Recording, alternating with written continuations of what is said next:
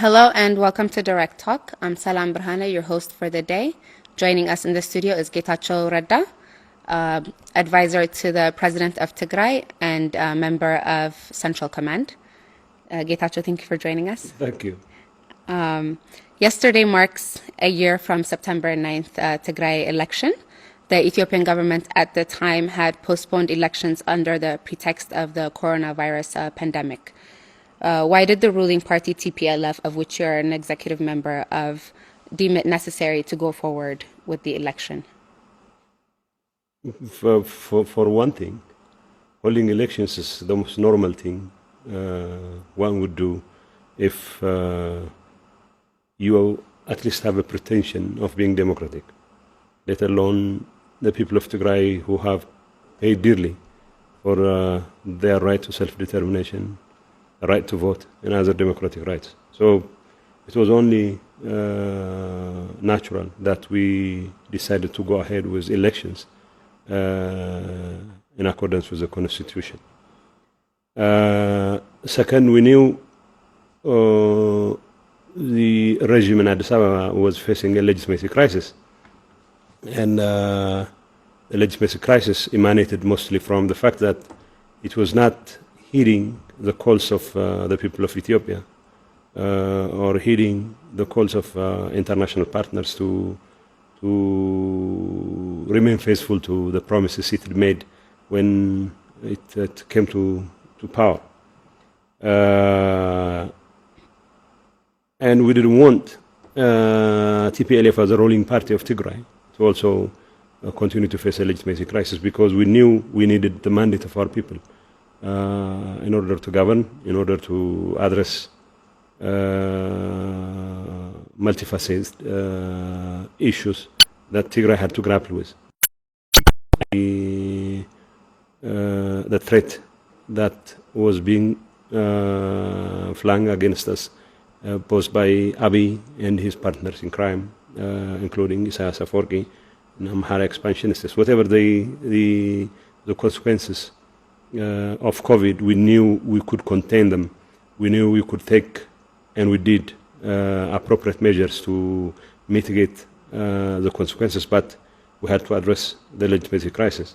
Like I told you, the first important consideration for us was the right to self-determination was something the people of Tigray had paid dearly for, something the people of Tigray had fought to the nail for, and nothing would detract from that right, and we had to do everything in our power to make sure that the people of Tigray indeed exercise their right. And second, of course, for TPLF, it was an issue of maintaining legitimacy in the sense that it needed to renew its legitimacy by appealing directly to our people. So to the extent that our people had confidence in us, it was only incumbent upon them to express their acceptance, their confidence through the ballot box. And with legitimacy also comes the fullest possible involvement of the people of Tigray in all the multifaceted efforts that we were engaging with security, governance, development, and all other areas that mean a lot to the people of Tigray. So it simply was a question of first exercising our right to self-determination, and second, a question of ensuring the legitimacy of our people and remaining faithful to the constitutional principles that the people of Tigray had paid dearly for. And equally important, of course, it was about mobilizing the cross-section of the people of Tigray in our effort to counter all sorts of challenges, political, economic, and social. Thank you. Some people say that the election provoked the war. What do you make of that? No, the war had already been in the making. It's been from the get-go. Abiy and his partners, especially Isaias Afwerki, were adamant that to the extent that they would put in place a system the Horn of Africa, where they would say yes and no to choices of people, to choice of government, then the only obstacle that stands in the way of their ambition was the people of Tigray and TPLF. So the people of Tigray and TPLF from the get-go were deemed obstacles to their ambition. So it was only a matter of time before they could take what they considered to be appropriate measures to make sure that TPLF and the people of Tigray were either cowed into submission or, as it turned out, destroyed wiped out from the face of the earth.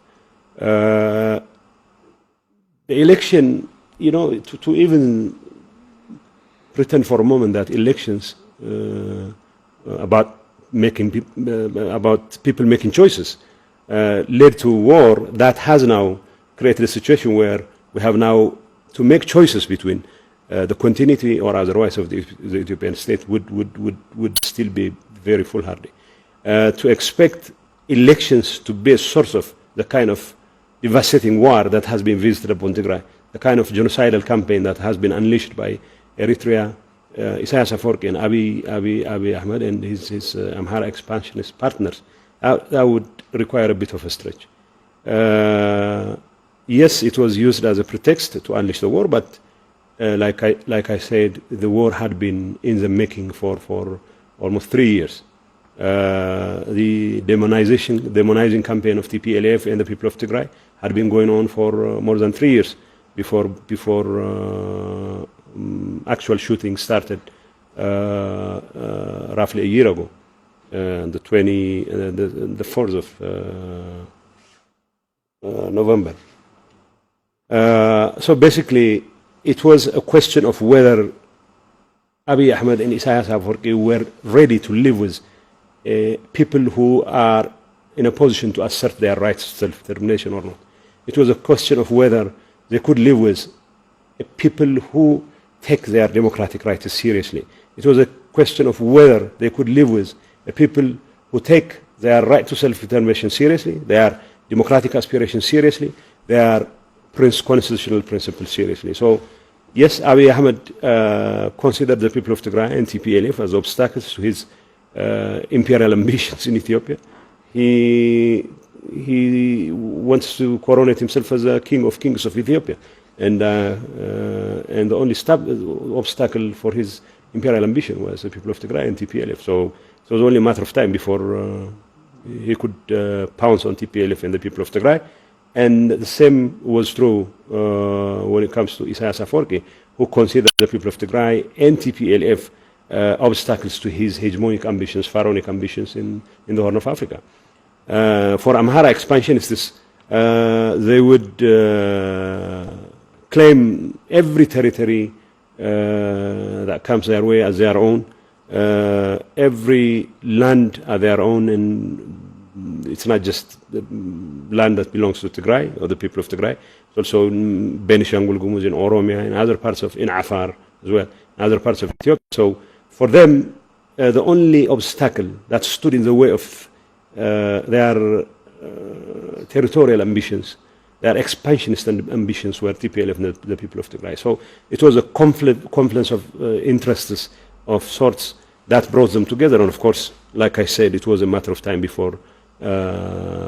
So the election was only used as a pretext for them to unleash a war that they have unleashed against our people. Of course, to say that it was indeed the reason and the cause of the war would require a bit of a stretch.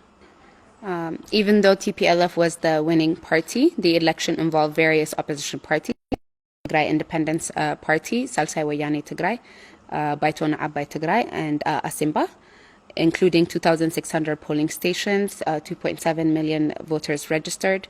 The voter turnout was very high and exciting, with many voting for their very first time. So why do you think the central government failed to recognize the Tigrayan people's right to self-governance? Well, it's quite obvious. The so-called central government doesn't have in its DNA the tendency or the capacity to recognize people's choices for what it is. It must be obvious for Abiy Ahmed, who publicly declared that his mother told him that he would one day become the seventh king, whatever the choice of the people of Ethiopia or the choice of the people of Tigray would only be a mere statistics. It's going to be relevant whether the people of Ethiopia chose their leader or not. For him, he is the king of kings of Ethiopia, courtesy of his mother's prophecy. And I would be surprised if he were to take the choice of the people of Tigray any seriously than he did. So the most important thing is this is not a guy who would recognize the people's choice as something very important. This is not a guy who thinks the people of Tigray have the right to self-determination. This is not a guy who thinks the people of Ethiopia have the right to self-determination. So whatever he says must go. So it's quite obvious. Abiy, elections for Abiy are just minor inconveniences to be grappled with, not stuff to be taken seriously. So he's waiting for his coronation, even as we speak. He's working on his coronation, and whether that involves the will of the Ethiopian people is quite secondary as far as I was concerned. So I wasn't surprised, and I wouldn't be surprised that Abiy didn't recognize the choice of the people of Tigray. Okay. What provoked the war on November 2020 that the Ethiopian government started under the pretenses of law enforcement? Well, like it's quite obvious. Abiy and Isaias had been on record threatening action against Tigray. Abiy was on record threatening the people of Tigray against any serious moves such as exercising their right to vote. He clearly declared that he would ensure the mothers of Tigray would lose their children and their properties destroyed and their infrastructures absolutely demolished if they go ahead with elections. I mean, it was quite obvious. But in the run up to the flare up of hostilities on the 4th of November, Abiy had already deploying practically all Ethiopian ANDF divisions either inside or around Tigray. Most of them were deployed in Gondar. Most of probably many of them were deployed around Raya. And the Northern Command people were also given contingency papers to take action against TPLF leaders and the special police forces that we had back then. So what transpired on the 4th of November was people who didn't think heeding Abiy's remark, Abiy's orders to attack Tigray was constitutional. Those who didn't think it was a good idea to heed Abiy's remark said so and acted with us to neutralize the kind of moves some of Abiy's staunch supporters in the Northern Command were about to make. And second, all the forces that were deployed had already started the hostilities, and it was simply a question of time, like I said, before Abiy and Isaias would unleash their invasion. But it was part of a long process that culminated in the kind of hostilities that erupted on the 4th of November. But it had long been in the making, and I don't think it could have been avoided unless there was a change of heart on the part of Isaias Afwerki and Abiy Ahmed, and it would be naive for us to expect that kind of change of heart, because they were adamant that the only thing that stood in their either territorial or imperial or pharaonic ambitions in the Horn of Africa was TPLF and the people of Tigray. And so they had to be eliminated at all costs. That was pretty much why the war was unleashed on Tigray. Okay, thank you. There are accusations from central government that you are conspiring with foreign powers to dismantle Ethiopia. How do you respond to that? Well, Abiy has conspired with foreign powers, including Isaias Afwerki, to dismantle Ethiopia. And Abiy has done a very excellent job of making sure that Ethiopia is dismantled. I don't think I can outdo Abiy in his job of dismantling Ethiopia. He has already done it in a very super manner. It's very unfortunate. We're dealing with the destruction, not just destruction of property and infrastructure, but also the loss of hundreds of thousands of lives. Abiy Ahmed sent ill-equipped, armed tens of thousands of soldiers as cannon fodder. Since the liberation of Mekelle and many parts of Tigray, we've been fighting. Even as we speak today, we're fighting. And the number of people, most of them unarmed, most of them carrying machetes, some of them carrying backward weapons that are being sent as cannon fodder is quite staggering. TPLF has never conspired with any foreign power. In fact, we are under siege now. There is no outlet for Tigrayan armed forces to count on for missiles or for munitions or for artillery pieces. We can only count on Abiy Ahmed's army for artillery, for tanks, for armored personnel carriers, for munitions. As we speak today, we have captured more weapons than we have captured the last months or so, courtesy of course, Abiy Ahmed's forces. So who are we going to conspire with when there is no outlet whatsoever that we can contact, when there is no communication whatsoever, when the people of Tigray have been cut off from the rest of the world and from the rest of Ethiopia, when humanitarian access to the needy here in Tigray is been deliberately denied by Abiy Ahmed? What sort of conspiracy can we possibly manage to have with the rest of the world?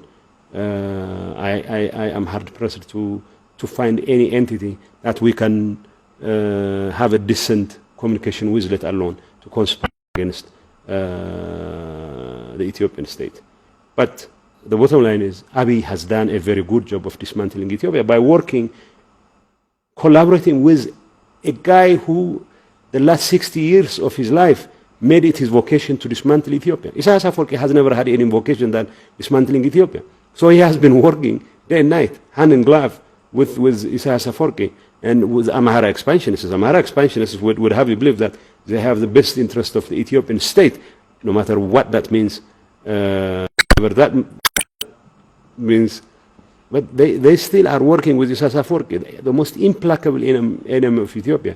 And to accuse TPLF or the Tigrayan armed forces of conspiring with foreign forces to dismantle Ethiopia, that's quite preposterous. In fact, Abiy has done a very good job, tragically of course, a very good job of dismantling Ethiopia, working in collaboration with people whose only lifetime vocation is dismantling Ethiopia.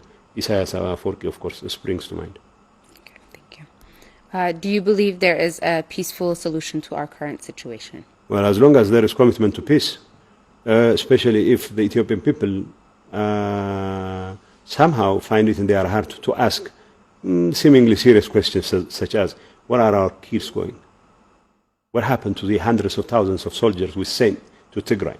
Whatever happened to the youth who were, as you pointed out in your question, were in quite an Orwellian twist, sent on a law enforcement mission with tanks, with helicopter gunships, with Sukhoi 27 fighters, bombers. What happened to those? Whatever happened to the arsenals that were sent to destroy Tigray? Whatever happened to the tanks that were sent in law enforcement mission? If the people of Ethiopia were to ask such inconvenient questions for a moment, yes, people like Abiy Ahmed would stop at nothing to destroy even millions of people, as long as they think it would be in the best interest of it would be in their best interest being maintaining their grip on power. Unless such serious questions are asked by people whose voices really matter, I'm not sure if Abiy thinks the voice of the people of Ethiopia matter. Peace will remain an illusion. But it is still possible. It is still possible. We have made it abundantly clear that Tigray is under siege. The people of Tigray have been cut off from communications, cut off, electricity is cut off, humanitarian aid is being denied. There is a systematic attack on Tigray's livelihoods, and we will continue to take appropriate measures until such times that our conditions are met. So, yes, it is still possible to resolve this peacefully, but it takes people who take peaceful solutions to problems seriously enough to really consider this a very viable option. But if experience is any guide, Abiy will do everything to continue the war. As long as he doesn't feel the heat, he will continue to use many more thousands, 100,000s of people as cannon fodders. We will continue to take appropriate measures if there is readiness on the part of the people of Ethiopia and other parties to arm twist Abiy into considering peace as a viable option.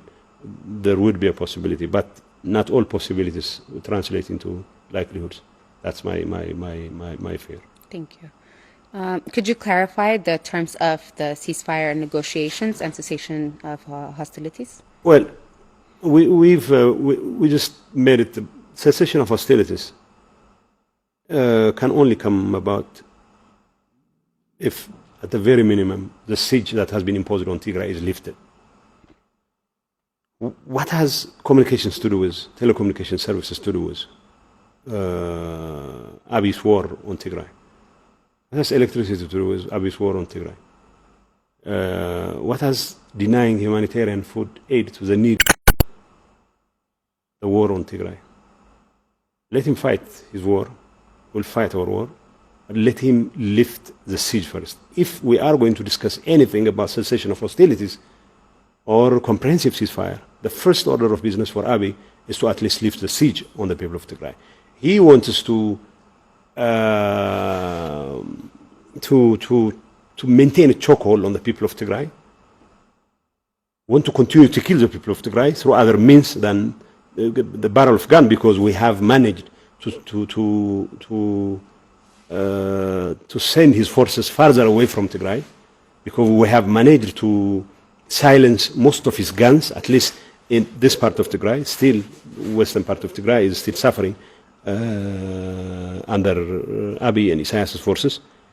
Now he wants us to continue the war. He wants us to continue our children, continue to kill our children. He wants us to continue to kill our mothers through other means. And let him stop that before even considering any talks, if you will. If we are going to settle for a negotiated ceasefire, and then there are basic, fundamental red lines that could not be compromised. So the first order of business for Abiy to lift the siege on Tigray. Of course, every square inch of our territory needs to be cleared from our enemies, be it Eritrean forces, Amhara expansionists, or Abiy's forces. That is an absolute minimum. You see, the most important is, there are so many issues that we have put forward, like the restoration of the legitimately elected government of Tigray. We have managed to do so through the barrel of gun, but we are denied our budget. We are part of the federation, and we need to get our budget. The civil service, taxpayers' money needs to be made available for our people, for our civil servants. People in urban areas are suffering, even mostly in the brink of starvation, and even at times dying of starvation, because what little savings they have in the banks, they cannot access them because banking services are absolutely cut off. So these are the kinds of things we expect the so-called central government to do even before we consider sitting together and negotiating a ceasefire. These are at least the absolute minimums that I'm talking about. We have already made the details public, but at least for clarification's sake, these are the kinds of things we expect the so-called central government to do, and whoever wants to mediate, there is a plethora of efforts to mediate, and at least access to humanitarian aid, the lifting of the siege, the